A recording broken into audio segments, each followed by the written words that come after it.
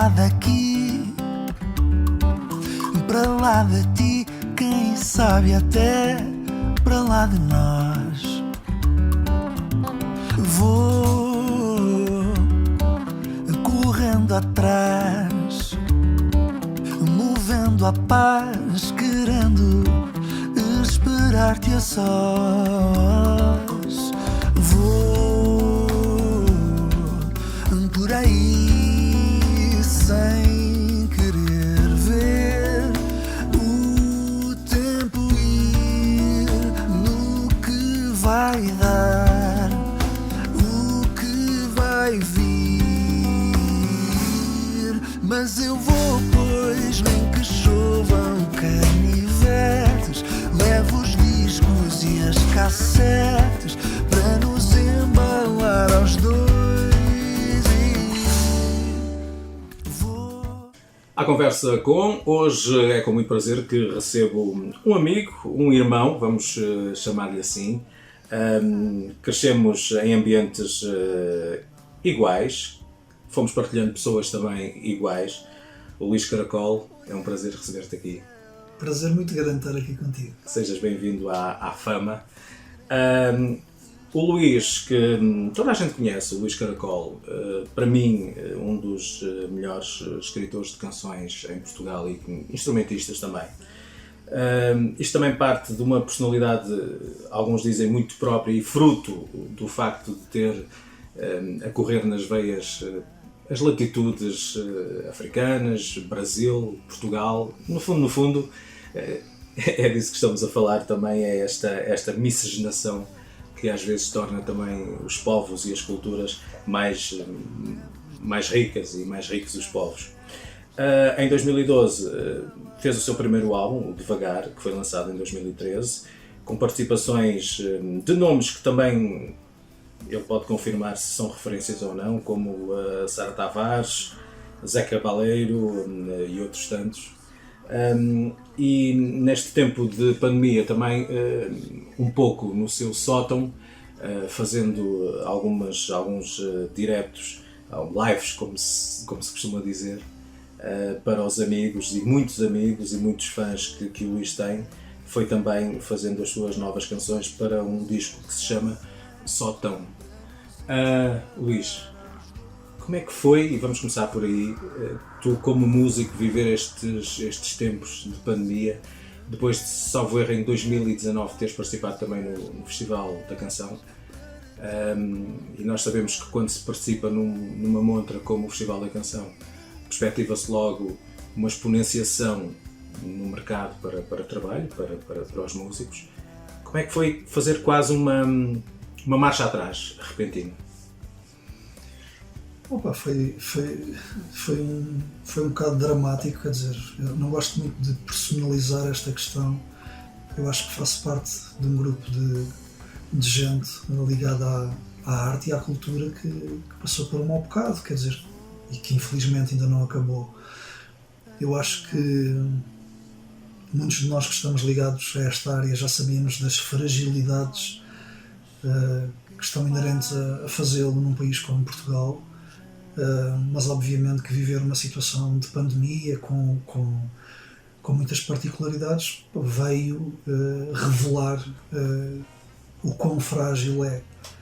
Isso é uma conversa que nós estaríamos aqui 3 dias, mas obviamente que é uma coisa que me custa um bocadinho, é sentir que fazemos parte de uma classe que, do ponto de vista da maneira como somos vistos pelos públicos, somos respeitados, somos queridos, mas do ponto de vista de quem nos governa e tem governado ao longo de todo este tempo, e já vamos com muitos anos de democracia e a viver em liberdade, os sucessivos governos não têm mostrado para connosco um particular sentimento de respeito. Nós continuamos a não ter um estatuto, continuamos a viver um bocadinho à margem, a trabalhar com os eternos recibos verdes, não podemos ficar doentes, não podemos, quer dizer, eu trabalho nisto há tantos anos e tu conheces-me há mais de 20 anos, eu nunca pude estar doente, eu nunca tive um 13º mês, ou seja, basicamente continuamos a fazê-lo por um enorme amor ao que fazemos, e temos obviamente que ter uma enorme força de vontade e um enorme querer para continuar a fazê-lo,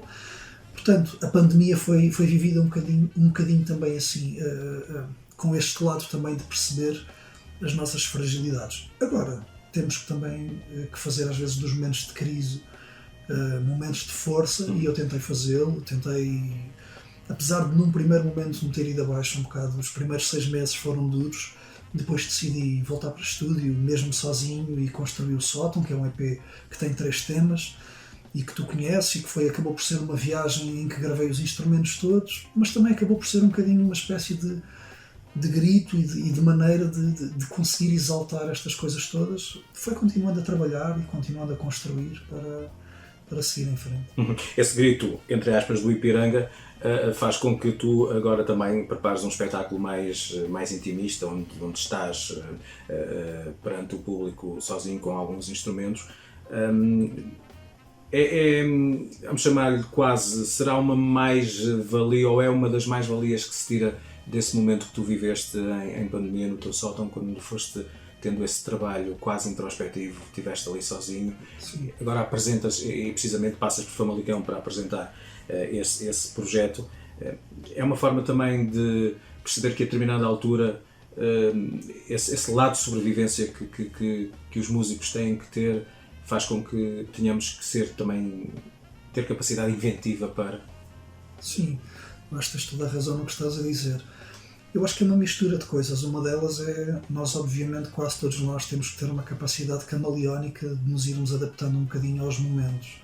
Obviamente que vivemos um momento um bocadinho mais de crise no que toca também à área da cultura, mas não é só isso. Sabes que eu gosto muito de viver permanentemente com as antenas ligadas, e gosto muito às vezes de receber, sem querer estar a entrar aqui num caminho esotérico, não é? Ou demasiado esotérico, mas eu gosto de ir recebendo alguns sinais também, que às vezes as coisas, sabes, vão-nos sendo dados alguns sinais das coisas irem acontecendo, e eu gosto de receber isso e de ouvir esses mesmos sinais. O que aconteceu com a pandemia, com a construção deste sótão, foi que eu acabei por tocar vários instrumentos que já gostava e que se calhar nunca senti à vontade para poder tocá-los ou executá-los num disco. Tocava-os na brincadeira, gosto de tocar baixo, gosto de tocar percussão, um bocadinho de teclas, e então o que aconteceu foi que com a construção deste disco também, de algum modo, isso fez-me ligar mais a esses instrumentos. E um dia, é curioso, estava a conversa com o Dinho de Santiago, de quem eu sou amigo também há muitos anos, e eu já estava assim a montar uma coisa meio sozinho, e ele estava-me a dizer: epá, o outro dia estava a pensar, porque é que tu, que tocas tantas coisas, porque é que não tens coragem de ir para cima do palco e mostrar esse teu lado multi-instrumentista? E mal sabia ele que eu já estava de algum modo também a construir isso. Mas essa opinião dele também acabou por ter, sabes? Ou seja, se eu tinha alguma dúvida se seria capaz de o fazer ou se seria benéfico para mim fazê-lo, essa opinião dele e de outros amigos músicos também, que me estão sempre a incentivar: pá, tem coragem, assume isso. Agora, para mim é uma luta interna, porque eu gosto muito de tocar com músicos, sabes? Ou seja, eu a vida inteira gosto dessa partilha. Agora, a verdade é que também me chamam muitas vezes para fazer este universo mais de cantautor, e eu, por um lado, às vezes quando toco a guitarra e voz, também sinto em alguns momentos vontade de ouvir outros ambientes sonoros. Então a ideia deste espetáculo, né, que também se chama Sótão, ou só ponto tão, como quiserem, também tem um bocadinho esse lado de eu próprio não ser só uma coisa à guitarra e voz, e ir construindo alguns ambientes que também fazem parte da minha música. Enquanto houver estrada para andar, a gente vai continuar. Enquanto houver estrada para andar, enquanto houver ventos e mar, a gente não vai parar. Enquanto houver ventos e mar, todos nós pagamos por tudo o que usamos. O sistema é antigo e não poupa ninguém. Só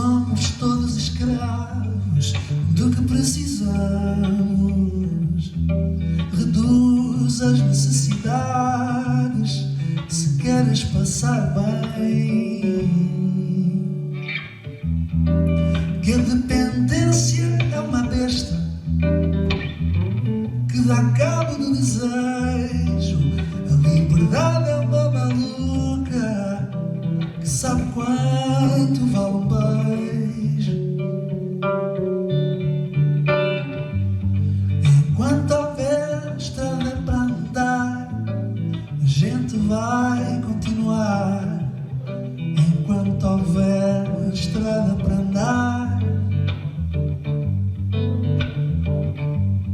enquanto houver ventos e mar, a gente não vai parar.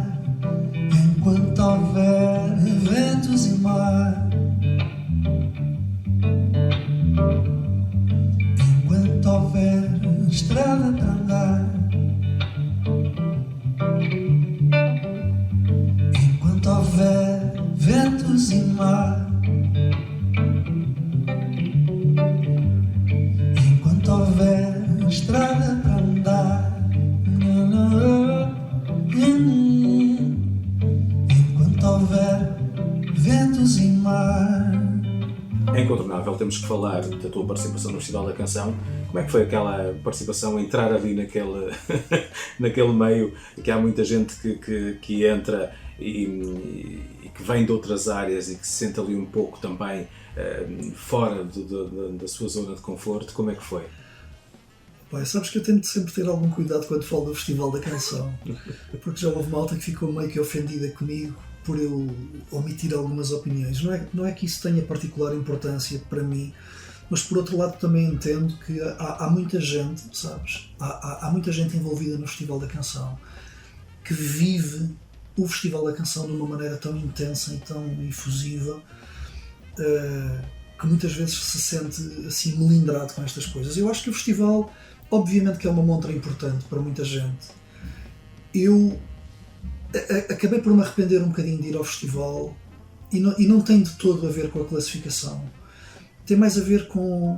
Eu não gosto do ambiente de competição. Ou seja, sabes, eu não tenho uma natureza competitiva. E acho que competição e arte são duas coisas que na minha cabeça não estão dissociadas uma da outra. Agora, existe uma indústria, não é? Em que todos os dias se está a olhar, num determinado momento era para as vendas, hoje em dia é para os likes, para as visualizações. Então há uma competência, há uma competição inerente a esta área, mas eu tento fazer o exercício inverso, que é, ok, eu sei que vivo num mundo e num momento em que isto está permanentemente a acontecer, mas se eu puder não entrar nesta luta ou nesta guerra, eu prefiro não entrar. Então continuo na minha, prefiro ser um músico mais independente, sabes? Não vendo muito, não tenho 1 milhão de seguidores, está tudo certo, percebes? Ou seja, faço a música que quero, faço a música que acredito. Agora, se por um lado decidi fazê-lo, tu também sabes, não é? Que também és músico, que muitas vezes também pagamos um bocadinho o preço de sermos mais independentes ou de sermos mais fora do formato convencional. Mas é importante estarmos bem com isso. E o festival, a vantagem que teve foi, e nisso eles foram impecáveis, não houve nenhum tipo de obrigatoriedade do ponto de vista, a tua música tem que ser mais para a esquerda, mais para a direita. Portanto, eu recebi um convite de um grande homem da música portuguesa, que é o António Avelar de Pinho, que já esteve ligado a projetos como Mais Doce, como a Banda do Casaco, ou seja, é um homem com muita história na música portuguesa. E lá está, ele vem ao meu encontro porque, segundo ele, não é, na ideia dele, o facto de eu trazer e carregar comigo alguma irreverência, apesar de eu não ser um músico alternativo, mas que gosto de ter esta maneira de estar, ele aproxima-se de mim e diz, olha, tenho uma letra que se chama Dói-me o País, e tenho a certeza que a maior parte das pessoas não vão querer cantar uma letra com este título no Festival da Canção. Era aí que eu ia chegar, a canção com um cunho de apontar o dedo e de olhar para as intermitências desta nossa democracia. Tiveste de alguma forma, é porque há gente que pensa que de repente, quando o intérprete pega numa letra que pode até não ser sua, que acha que é dele, torna-se dele, não é? Houve algum tipo de apontar o dedo na tua direção relativamente a essa crítica? Ou... Sim, claro que houve, mas eu vivo bem com isso, percebes? Ou seja, eu acho que nós vivemos um momento. Como é que eu te vou dizer isto? Eu acho que vivemos um grande momento da música portuguesa, do ponto de vista criativo. Eu acho que nunca Portugal teve tantos produtores de qualidade, tantos músicos de qualidade, tantos executantes, intérpretes de qualidade. Tu hoje em dia, tu encontras gente a cantar e a tocar bem, em qualquer esquina, sabes? Por outro lado, vivemos um momento em que para termos mais likes e para termos mais seguidores temos que ser, entre aspas, os vendedores de sorrisos. E é aqui que eu me sinto às vezes desenquadrado. Ou seja, repara, alguém como eu, não é?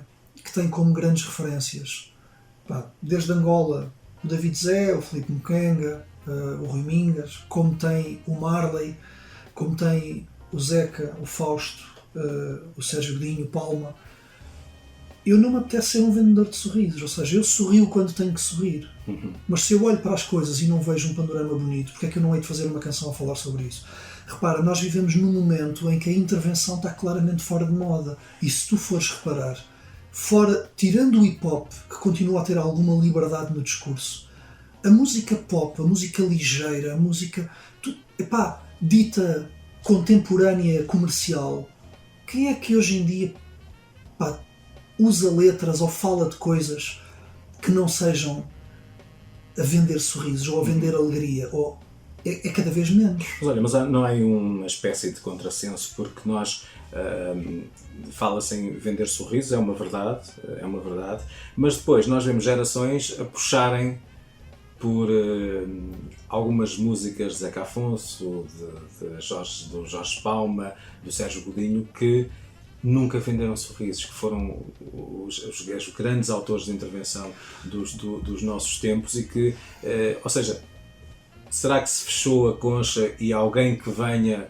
também apontar dedos não é bem aceito porque ou aquilo foi um tempo que se viveu e fica bonito de repente nós recordarmos esse tempo, mas é só para... É mais por aí do que por outra coisa. Ou seja, imagina, se tu de repente gravas uma canção do Palma a falar sobre uma determinada coisa, toda a gente acha incrível porque é um tema de um homem que é incontornável na música portuguesa.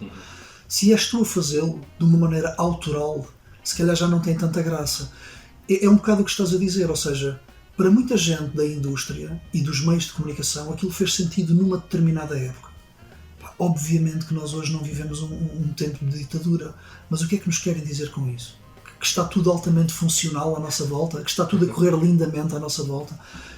Em algumas coisas está. Eu sou enormemente grato aos homens que lutaram para que nós hoje vivêssemos em liberdade.